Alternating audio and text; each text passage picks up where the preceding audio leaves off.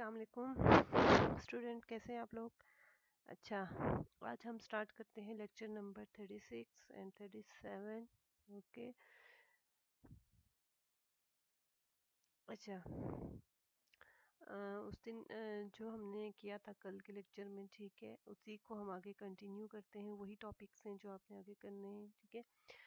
आज हम थोड़ा सा एल्गोरिदम को डिटेल में देखेंगे और साथ में इसकी एक एग्जांपल भी करेंगे, ठीक है। शॉर्ट सी वीडियो बनाऊंगी। पहले हम एक एक पेज करके वीडियो बनाते हैं, क्योंकि वीडियो बड़ी हो जाती है फिर अपलोड नहीं होती। सबसे पहले हम देखते हैं कि इवेंट स्केजुलिंग टाइम एल्गोरिदम में, टाइम एडवांस एल्गोरिदम में कौन कौन से स्टेप हैं, ठीक है। तो स्टेप 1 इसमें क्या है कि remove the event twice for the imminent event, ठीक है। इमिनेंट इवेंट मैंने आपको बताया भी था कि इमिनेंट इवेंट क्या होता है।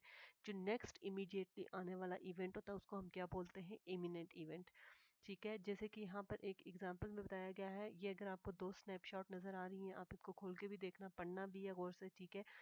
एक सिस्टम की दो डिफरेंट स्टेट पर स्नैपशॉट ली गई है, ठीक है। यानी कि किसी सिस्टम का सिमुलेशन वगैरह उसकी रन की गई है और उसकी दो डिफरेंट स्टेट पर क्या ली गई है, स्नैपशॉट ली गई है। अगर आपको पहली नजर आए old system snapshot at time T, ठीक है, पहले उसकी टाइम टी पर स्नैपशॉट ली गई है, ठीक है। फिर दूसरा new system snapshot at time T 1, ठीक है।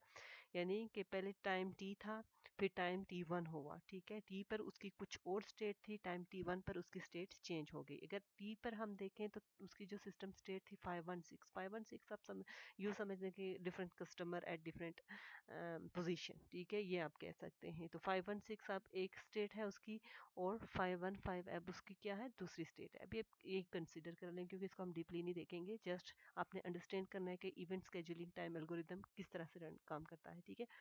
अब यहाँ पर अगर हम देखें फ्यूचर इवेंट लिस्ट कैसे जनरेट की हुई है, ठीक है।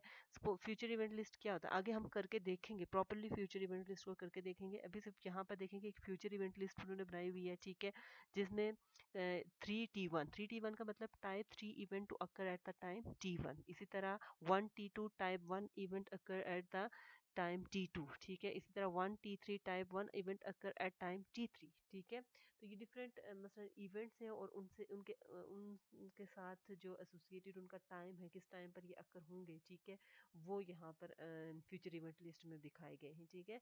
तो अगर आपको नजर आ रहा हो कि टाइम T1 पर आपका जो इमिनेंट इवेंट था वो क्या था, 3T1 था, ठीक है। तो जब आपका सिस्टम टाइम T पर जाएगा तो हम इस इवेंट को, यानी जो इवेंट 3 है, इसको एग्जीक्यूट करेंगे और ये वहां से क्या हो जाएगा, फ्यूचर इवेंट लिस्ट से इमीडिएटली। अभी ये इमिनेंट इवेंट है, लेकिन ये जब परफॉर्म हो जाएगा, ये इवेंट जब हो जाएगा तो ये फ्यूचर इवेंट लिस्ट से क्या हो जाएगा, रिमूव हो जाएगा, ठीक है। टाइप 3 इवेंट यहाँ से क्या कर दिया जाएगा, अगर आप देखें तो सेकेंड स्नैपशॉट में ये इवेंट यहाँ से क्या हो गया है, रिमूव हो गया है, ठीक है। और नेक्स्ट इमिनेंट इवेंट अगर हम देखें तो कौन सा, type 1 event to occur at time T, ये वाला इवेंट है जो कहाँ पर चला जाएगा, ये ऊपर आ जाएगा। अब जो इमिनेंट इवेंट है वो कौन सा हो गया है, टाइप 1 इवेंट जो अकर होना है टाइम T2 पर, ठीक है। तो ये इस तरह से हम क्या करते हैं कि जो इवेंट आपका परफॉर्म होता है उसको आप फ्यूचर इवेंट लिस्ट से निकाल देते हो, और फ्यूचर इवेंट लिस्ट में जो नेक्स्ट आने वाले इवेंट होते हैं उनको आप मेंटेन करते हो, उनकी लिस्ट को मेंटेन करते हो। फिर step 2 advance the clock to imminent event, वही बात जो मैंने अभी बताई है कि पहले हमने इस इवेंट को यहाँ से क्या कर दिया, रिमूव कर दिया। यानी टाइम एडवांस एल्गोरिदम में उसने क्या किया कि पहले इस आने वाले, ये जो इमिनेंट इवेंट था, ये था पहले इमिनेंट इवेंट, इसने इसको रिमूव कर दिया, ठीक है। रिमूव करने के बाद आपने क्लॉक को क्या कर देना है, एडवांस कर देना है। जब क्लॉक एडवांस होगी तो टाइम किस पर चली गई, T1 पर चली गई, ठीक है। और इमिनेंट इवेंट भी आपका चेंज हो गया, और अब इमिनेंट इवेंट आपका कौन सा बन गया, टाइप 1 इवेंट अब आपका इमिनेंट यानी नेक्स्ट इमीडिएट इवेंट हो गया। एग्जीक्यूट द इमिनेंट इवेंट, अब आप फिर क्या करेंगे, उस इमिनेंट इवेंट को एग्जीक्यूट करेंगे, सिस्टम की स्टेट को दोबारा से अपडेट करेंगे।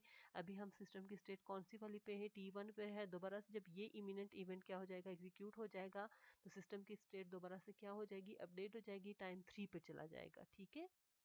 इसी तरह से ये करते जाएंगे, यानी ये स्टेप्स आपके रिपीट होते जाएंगे जब तक आपके सारे इवेंट या फ्यूचर इवेंट लिस्ट खाली ना हो जाए, ठीक है।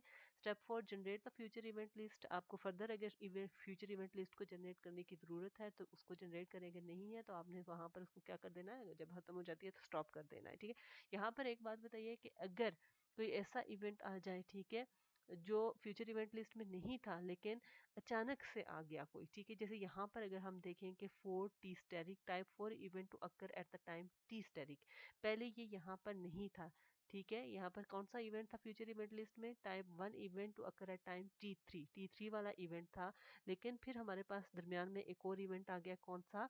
4 T asterisk type 4 event occur at time, यहाँ पर ये इवेंट आ गया। तो इस वजह से हमें फ्यूचर इवेंट लिस्ट को वापस क्या करना पड़ा? मेंटेन करना पड़ा, बनाना पड़ा, ठीक है।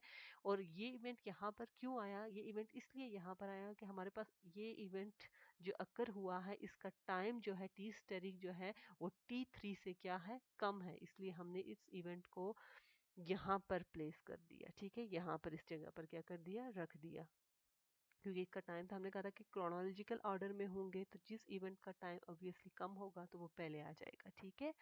तो यहाँ पर generate the future event list if in place that event notices on the fear ranked by event time, तो वो रैंक होंगे क्या? इवेंट टाइम से। Update cumulative statistic and counter, cumulative statistic और काउंटर कौन से हैं वो हम आगे एग्जांपल में भी देखेंगे, यानी वो भी आप साथ में निकालते जाएंगे, ठीक है।